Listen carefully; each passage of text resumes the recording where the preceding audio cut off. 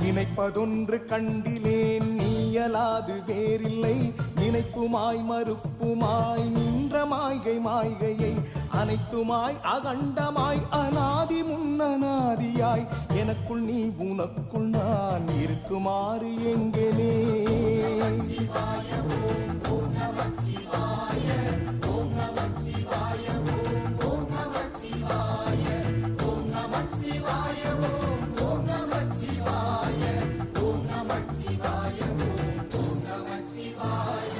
பண்டு நான் பறித்தெறிந்த பன்மலர்கள் எத்தனை பாடிலே ஜெபித்து விட்ட மந்திரங்கள் எத்தனை மிண்டராய் திரிந்த போது இறைத்த நீர்கள் எத்தனை நீளவும் சிவாலயங்கள் சூழ வந்ததெத்தனை.